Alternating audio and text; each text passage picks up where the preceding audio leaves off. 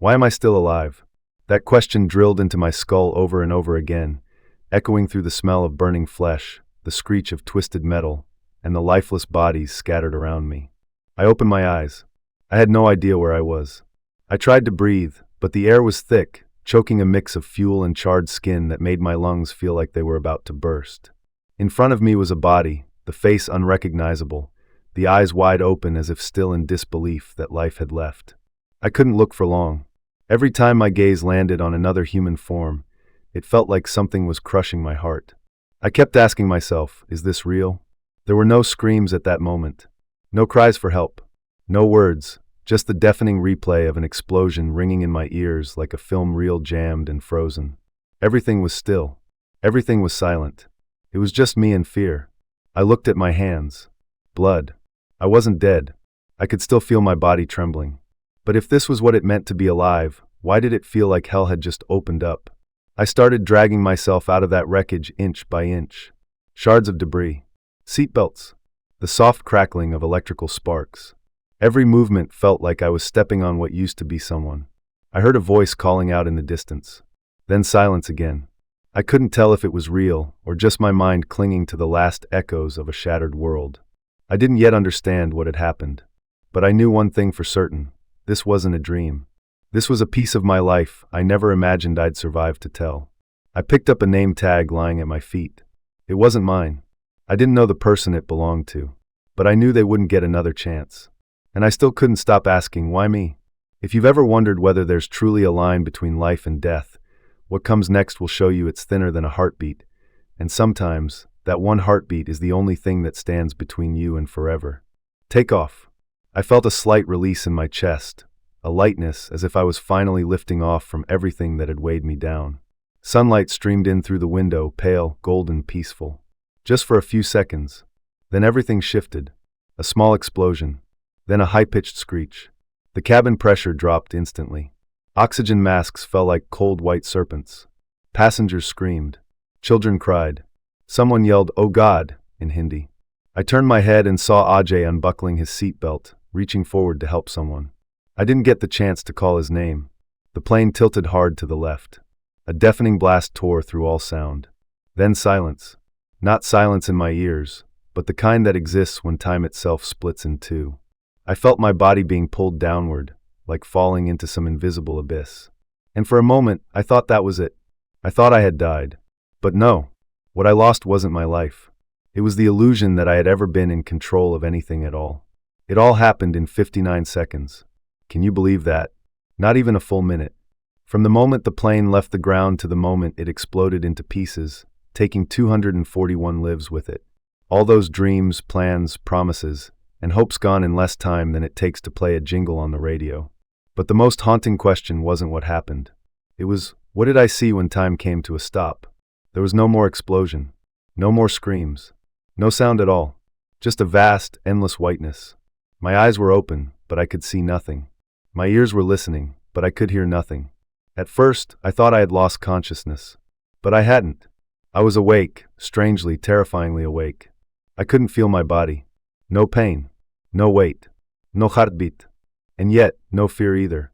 Just a total stillness. A space without time. A presence without form. As if I had been peeled away from the shell of my human body, but had somehow kept the purest form of awareness. I saw myself, but from above. My body was sprawled across the wreckage, one arm twisted at an unnatural angle, my face covered in blood.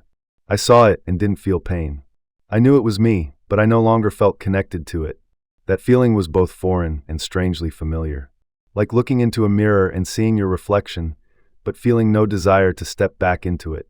Then, a circle of light appeared ahead of me. Gentle. Not blinding, not forceful. Just a soft, quiet invitation. It didn't make a sound, but I heard something in my mind. Not words. Not even thoughts. But an understanding that needed no translation. It said, if you are tired, you may let go. And for a moment, I truly wanted to let go. No more noise. No more unfinished things. No more struggle or responsibility. Just the peace of drifting into that invisible brightness. I didn't know where I was, or how long I'd been there. Everything felt frozen, and yet somehow flowing. I couldn't remember my name. I couldn't remember who I had been. But I remembered one thing: I had once been human. And that realization hurt more than death itself. I had lived. But had I truly lived? I began drifting slowly toward the light.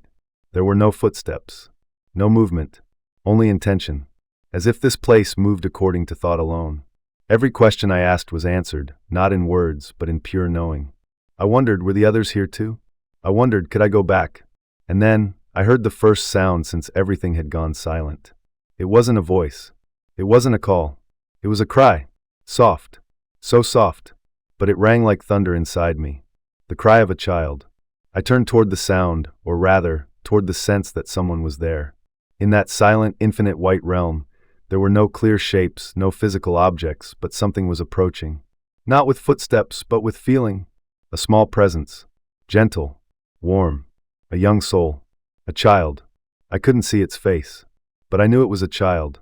I could feel it in the slender frame, in the wide eyes that sparkled like the entire universe was held within their gaze. The child said nothing. Gave no sign. Didn't ask who I was. It simply stood there and reached out its hand. Small. Pale. Like a flower that had barely begun to bloom before being torn by the wind. I looked at that hand, and in that moment, my entire life seemed to reflect through the child's eyes. The things I'd forgotten. The words I never said. The apologies stuck in my throat. The hugs I never gave. The dreams I once had as a child are now buried beneath years of duty and striving and becoming someone I thought I needed to be. It all appeared. Not to judge me, but to remind me, you've forgotten who you were. I reached out, and as our hands touched, I didn't feel warmth or cold. I felt called back. As if some thread still tethered me to the world I thought I'd left behind. As if the child's eyes were speaking without sound. Live, for we no longer can. Live not because you still breathe, but because you still have the choice. I looked at the child. I couldn't look away. I couldn't ask who they were. I didn't know where they came from. But one thing struck me deep, piercing, and undeniable. I'd seen those eyes before. Somewhere else. In another moment. On the ground. In the wreckage. When I first woke up after the crash, there was a small body beside me. Eyes open. Motionless. I had turned away, unable to bear it. Now I realized it was this very child. And I understood. They didn't come to bring me back. They came to give me back my life. They couldn't continue their path. So they handed me a second chance. Not to go on living the same life, but to live as if I had never truly lived before. I gripped that tiny hand, and everything around me began to shift. The light dimmed. The white space cracked like shattered glass. Something pulled me backward, a force that spun me, dropped me, and returned me. I screamed not with my mouth, but with every cell of my soul. I wasn't ready. I didn't know where I was going. But I knew one thing with absolute clarity. I was coming back to life. Because that child could no longer. I fell. There was no gravity, no direction, and yet I could feel myself falling. From that invisible space, I was pulled back as if a fragment of my soul had been hurled into the old body it once left behind. There was no light, no music, just a dull thud, echoing inside my skull, like a door slamming shut.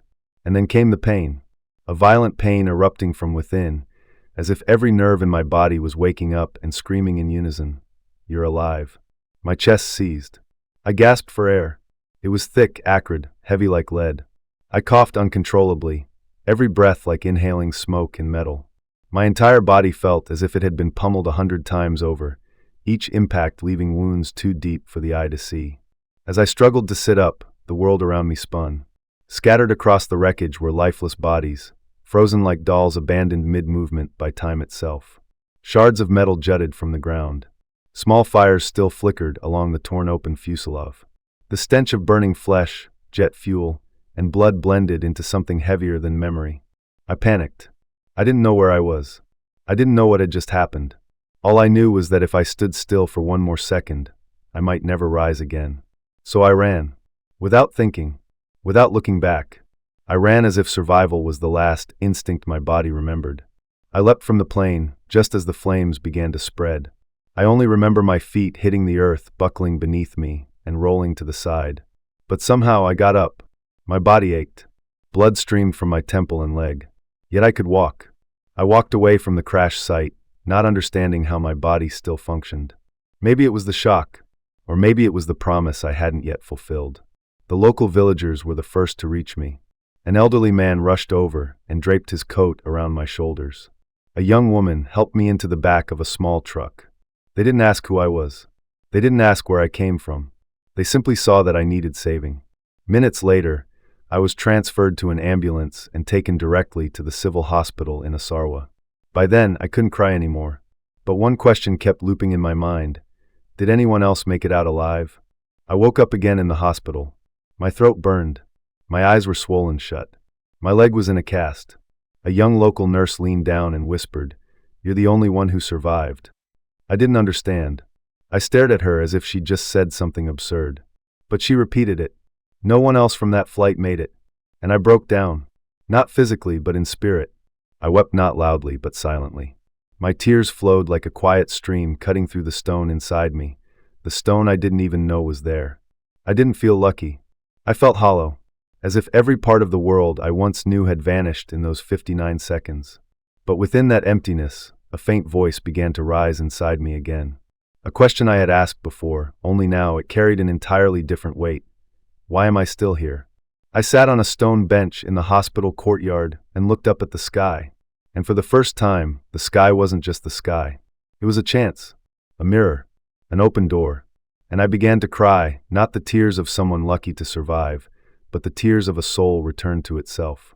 I cried like a child, one who had just learned fear, just learned gratitude, realized that being alive is a privilege, not a guarantee. I thought of Ajay. I thought of the 241 souls who never got this moment. I didn't know why they didn't return. I didn't know why I did. But I knew this. From now on, every word I speak, every step I take, every breath I draw must carry meaning. There could be no going back. No more drifting through life, living according to others' expectations, forgetting that every breath is a gift. I returned to my hospital room. On the table were a glass of water, a folded newspaper, and a tiny butterfly that had somehow flown in and landed on my hand. I didn't brush it away. I let it stay so I'd remember that even the fragile can choose to keep going.